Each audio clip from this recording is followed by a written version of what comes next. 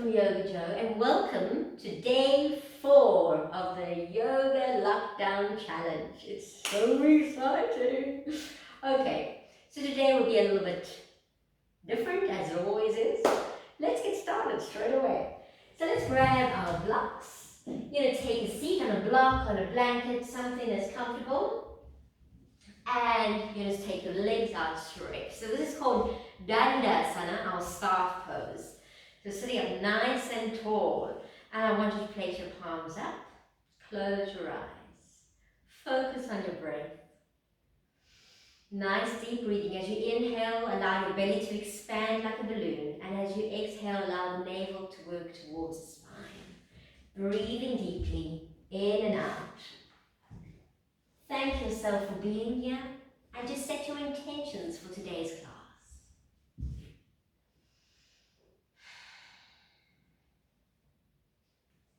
So remember, we're just going through our Hatha program to enlighten you on your journey towards yoga and the life it brings you. Kindly drop your chin down towards your chest. A little saying for today. Someday everything will make perfect sense. So for now, laugh at confusion, smile through the tears, and keep reminding yourself that everything happens for a reason.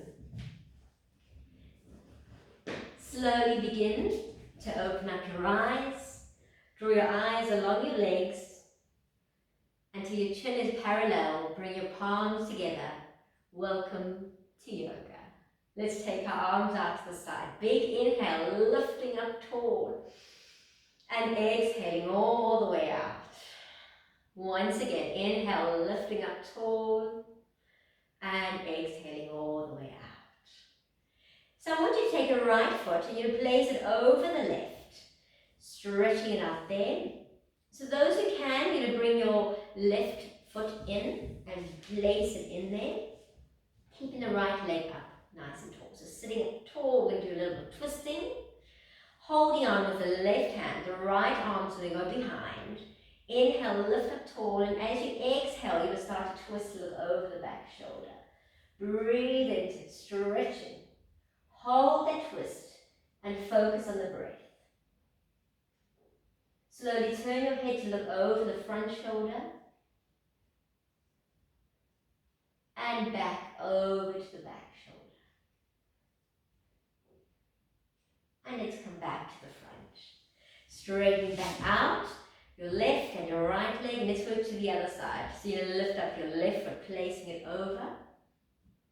And then if you can't and you find it very comfortable, you can always leave this leg straight.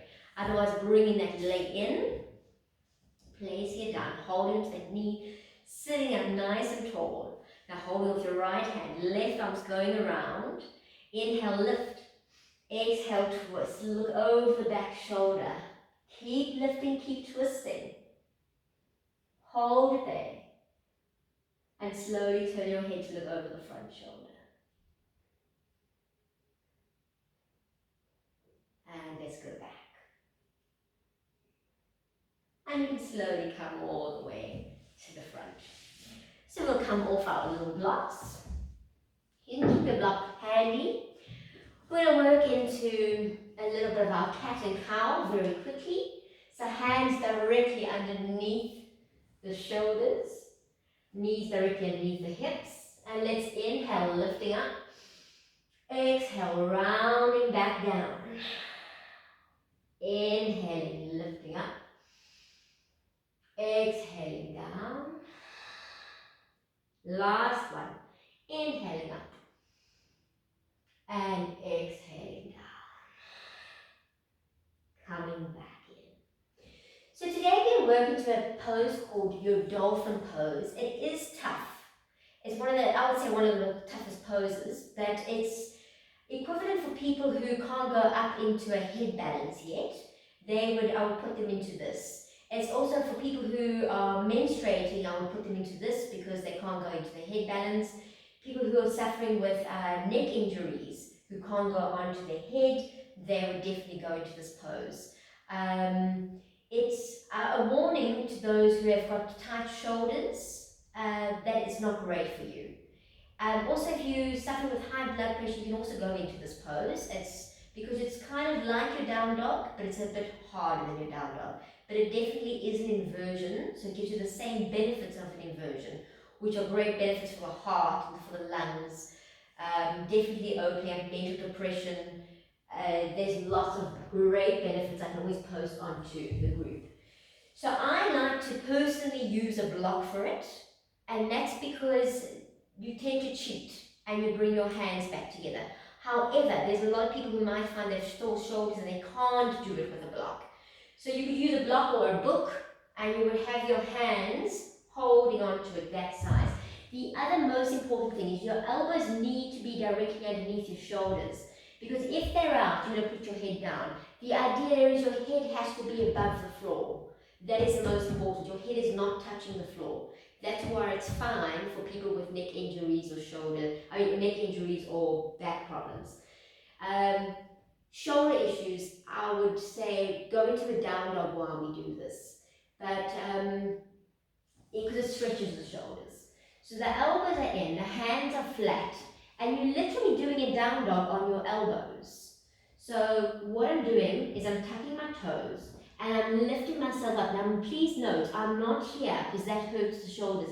I'm pushing myself back, and I've got my feet, and I'm trying to walk my feet towards my face, pushing the shoulders back, pushing the heels down, lifting. It looks a lot easier than it is. And stretching, lifting up the head, pushing the shoulders back. So if I can look towards the block, that's great. My head is relaxed and I'm lengthening into it. So I want to try and walk a little bit closer. You might find that you're all the way back down here. That's 100%. It takes time to get closer. If you find you're doing really well and you want to challenge yourself a little bit, you can lift up one leg at a time and start to lift a leg up. Stretching into it. Great for those hamstrings. Great for all the muscles. It strengthens a lot of muscles in the body. So just working into both legs. Give it a try. Stretch it out. If you find that it's too hard with a block, you can place your hands together, but remember your head is not on the floor. My head is not on the floor, and I'm stretching up. So still looking forward. Breathing into it. If you want to just keep your legs down, that's also fine. Then slowly walk your feet back, toes together, knees apart, and just rest it out. Completely rest. From our vrksana, our child's pose, you can move your block out the way.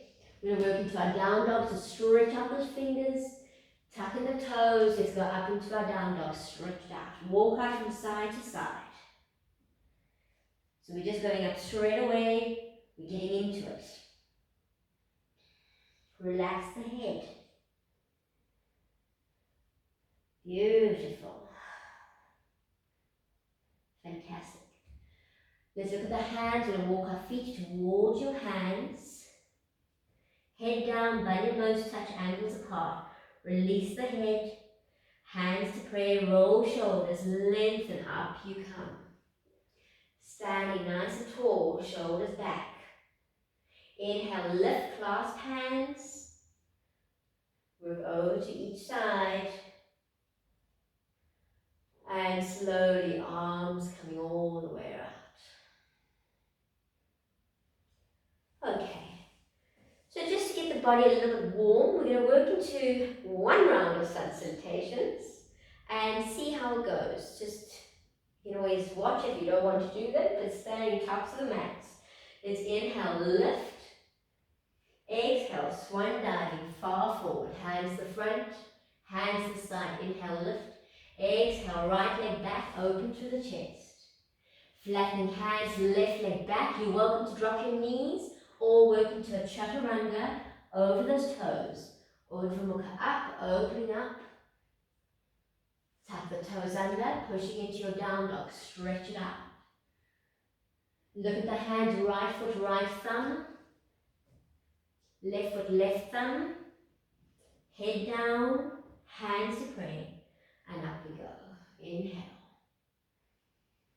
Exhale, stretching far forward, hands to the front, hands to the side. Inhale, exhale, lift, open through the chest, flatten right. Chaturanga, you're welcome to drop your knees. Urdhva Mukha up into Adho Mukha Svanasana. Left foot forward, right foot forward. Head down, hands to prayer, shoulders back. Up we go. Hands to your heart. That was it, just to warm you up. You already feel like you've got something going. From here, we'll work into a tree pose. So now this is something you always see all the yogis doing, and I feel that it's something you should really understand. So we're going to work into vrksana, it's called, tree pose. You're going to stand with your feet slightly apart, and if your balance is really bad, you can utilize a wall. And the way I'll show you to use the wall is to work with your knee. So just to understand, you start off with your feet parallel, the edges of your outsides of your feet parallel. You're going to take a right foot, you're going to place it out to 90 degrees. And it's very important to keep your hips square. Where you place your right foot is below the knee or above the knee. Never on the knee, because otherwise you will upset the knee, okay? We don't want to give any knee aggravations. Now, if you've got it there, you should notice how far back my knee is. My hips are square, my knee is far back. If your balance is really bad, you're going to stand parallel to the wall. You'll bring your knee up and you'll place it onto that wall. So you'll notice now how straight I am. This is where you need to be. So you have to have that nice squareness and opening. You'll feel how it really pushes out on that knee. So let's begin it. Feet parallel, right foot out. Find your balance. Either it's below the knee, which is absolutely fine. There's no difference. Or it's above. It's just where it feels more comfortable. Once you're there, you want to pull the pelvis in. You want to lift up tall once again. Shoulders back. Tighten through the core. You want to lift out of the ankle bone. So you don't want to have that pain in the ankle. Lift into the shins, lift all the way up the leg. It's kind of like you're putting pants on. And you're lifting out. Now let's take our arms up to the side. Let's start to inhale as we're lifting up tall and exhaling as you're breathing. You will feel a movement. Remember, with balance there's movement. With movement there's alignment, and with alignment there's stability. So keep stretching up tall. Find something to look at, something that's not moving like not an ant. Place your hands together above your head. Stretch into them, out of the shoulders, hands directly above the head, and then down to your heart center. And we hold it here for a moment. The funny thing is finding when you find your balance after falling over a few times, it gets easier just before you want to put your foot down. So it's a beautiful pose. You will also find how calming and relaxing it is. If you're feeling in your lower leg, pull it up, bring it up. Feeling into your knee, pull it up, bring it into your thigh, pull. Let's hold it for a moment.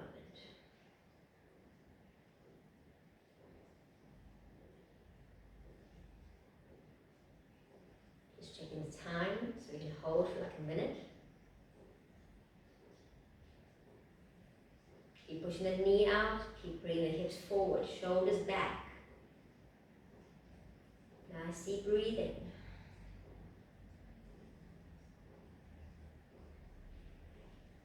And then slowly start to take the hands just above the head. Stretching them up to the ceiling.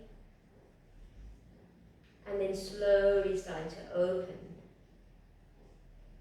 As you open, you're releasing. You see now you've probably got your balance. And you can release, walk it out. Okay. So remember, you always have to do the other side. So make sure you've gone to a wall, you've got yourself ready, and then work to the other side.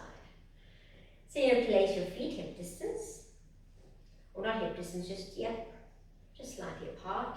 You're going to take out your left foot to 90. Remember, hips square again. Then you're going to lift up that foot. You're either place it below or above. Get your balance. Push into the heel. Open up the knee. And we're just going to talk through a little bit of an idea. So I want you to take your arms out to the side. And I want you to start to remember when you were little. And just flashbacks of important times. So as we start to grow, think about when you were 2. You remember those pictures? When you were 4. When you were 6, it was balance. When you were 8, 10, highlights of your life, 13, 15, oh, the big 16. Let's go to 18, driving a car, 21, 25, 28, if I've gone past your age, I doubt it, but let's keep going, 30, 35.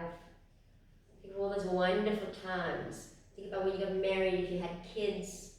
Keep going, your 50th, 60th, keep going. Remember all those beautiful memories and the lessons that you've learned. And let's bring them together above our head to place them together. Hold them there. Lift up, breathe into it. What amazing moments. Take them down just above your head. Acknowledge them. Feel the warmth in your hands. And it's taken down to your heart center. Because they are so important. They're so special. And as you give gratitude to them, acknowledge them, I want you to feel the abundance of love that you felt for all of the times, remembering the good times and the bad, because without sad you can't have good, and without good you can't have sad. So just remembering all those times.